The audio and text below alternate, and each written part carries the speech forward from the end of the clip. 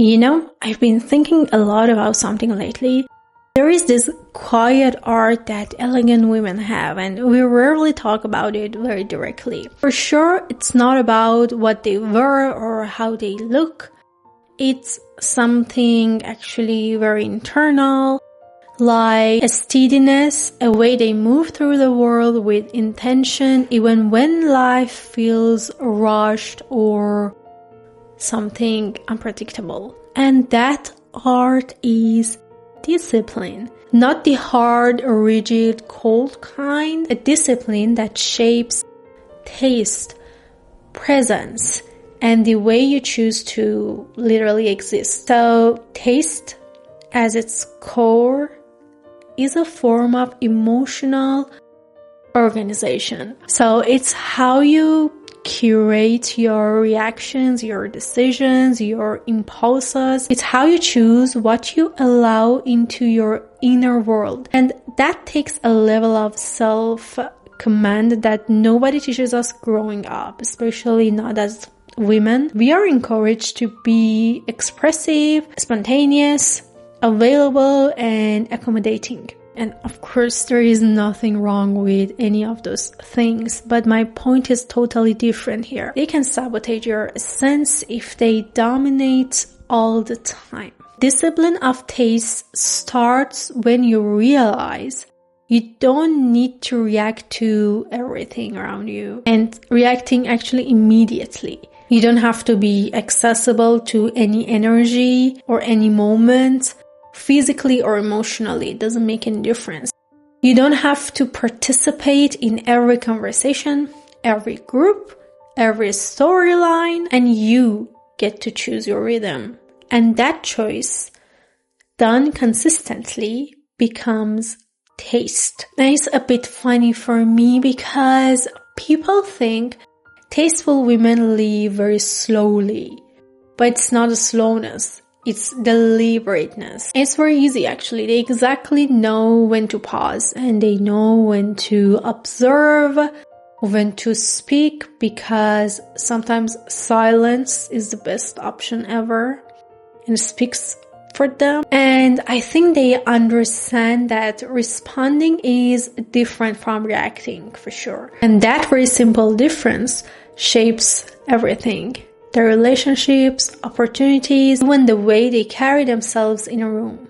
Taste requires a certain clarity about your inner state. It's like you start noticing what elevates your mood and what drains it. So not in a dramatic way for sure, but in a very subtle, intuitive way. You learn the difference between emotional hunger and emotional preference. And eventually, I think you or we understand that not every invitation simply aligns with your mind. Not every expectation deserves to be met.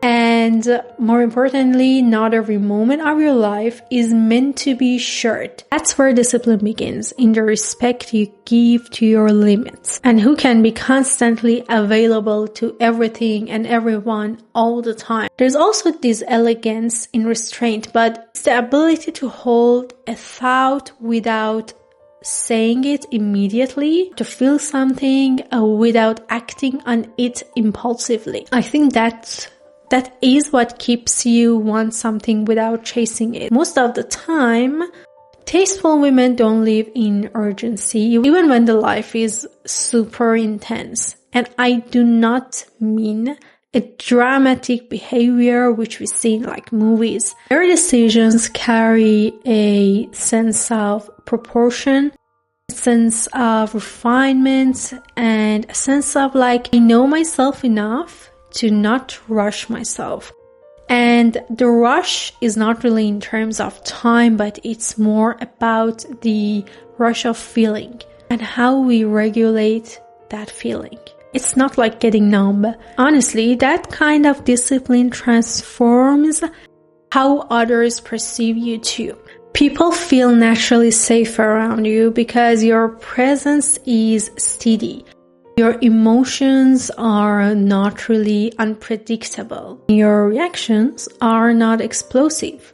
You don't take things personally every day, all the days, every time. You don't take things personally and you don't force your energy into spaces where it doesn't actually belong. So that is not about being passive for sure. It's about being very much anchored. And there is a difference for sure. We rarely admit this, but being stable in a moment is incredibly magnetic. Not that kind that comes from control or perfectionism, but the kind that actually comes from being self-contained. You know what I mean? From knowing that your value doesn't fluctuate based on approval or attention, which is quite hard nowadays. To sum it up, tasteful women aren't intimidating because they are cold, even if they are intimidating. It's because they are so composed. And that composure is trained. It's not natural. It's practiced through dozens of micro decisions every single day. You choose when to engage. You choose when to let things pass. And you choose what deserves your thought. You choose how much of your mind you give actually to the world. And slowly your taste becomes a reflection of your emotional discipline too. It also changes your standards, not only in people, but in experiences, which includes actually people. You start craving depth rather than stimulation, presence and conversations that nourish, not conversations that exhaust. You start valuing the feeling of coming home to yourself, instead of constantly escaping into distractions.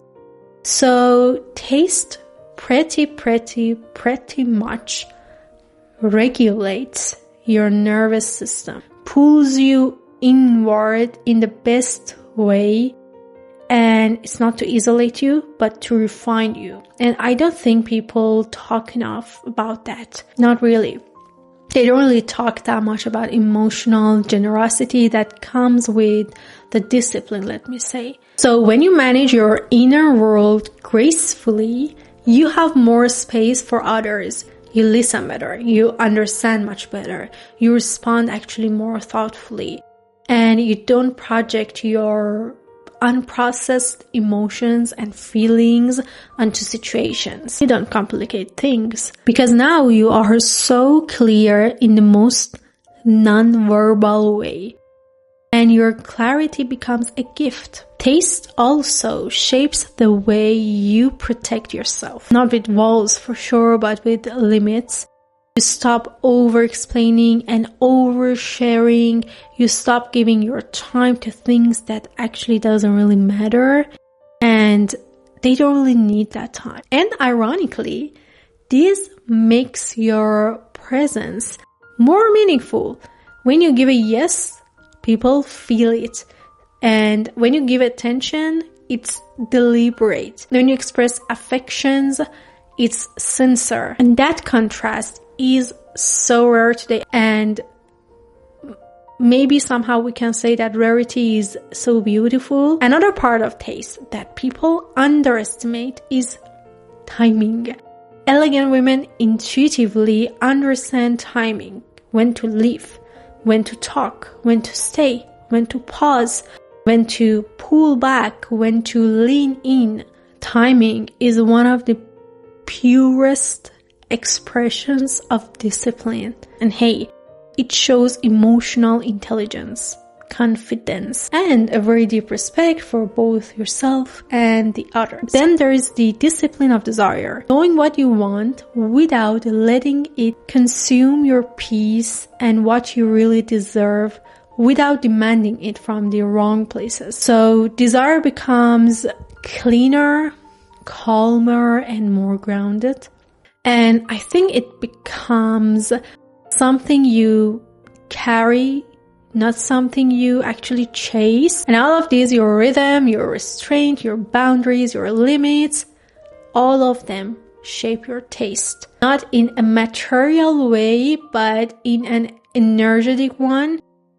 Because taste becomes the essence of your life, like how you walk into a room and carry your past and how you imagine your future. It whispers through everything you choose, everything you decline. I want to say this especially for you, for us, the women who are thoughtful, elegant, ambitious, sensitive, and sometimes overwhelmed, that the discipline of taste isn't actually about hardening yourself.